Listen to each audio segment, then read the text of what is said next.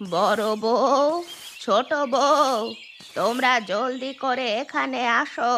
এই দেখো, তোমাদের জন্য বাজার করে নিয়ে এসেছি।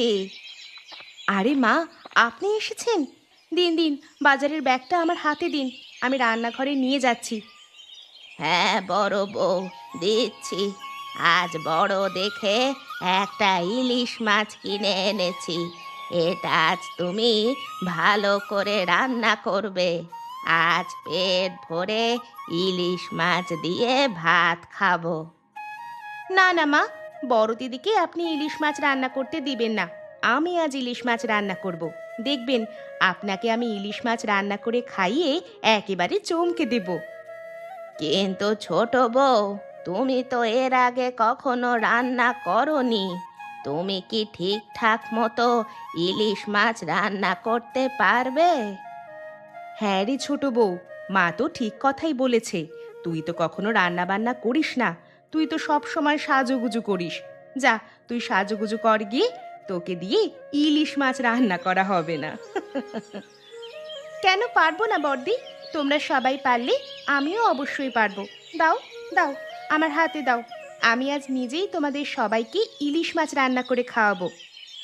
না না ছোট বউ, তোমাকে আর কষ্ট করতে হবে না।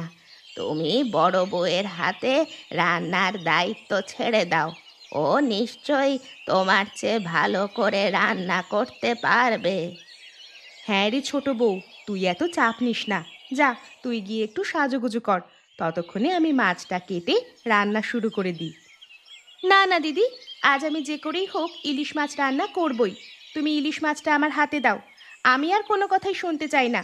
আজ তোমাদের সবাইকে ইলিশ মাছ রান্না খাইয়ে আমি একেবারে চমকে দিব। আচ্ছা ঠিক আছে বড় বউ, আজ তাহলে ছোট বউকে রান্না করতে দাও। দেখি ছোট বউয়ের হাতের রান্না খেতে কেমন হয়।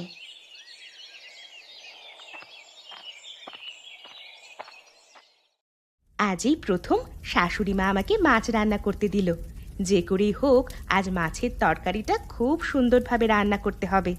একবার যদি আমি সুন্দরভাবে মাছ রান্না করে শাশুড়ি মাকে খাওয়াতে পারি, তাহলে এই বাড়িতে বড় বউয়ের আর কোনো প্রয়োজনই পড়বে না। এরপর থেকে এই বাড়িতে শুধুমাত্র আমি একা রাজ করব।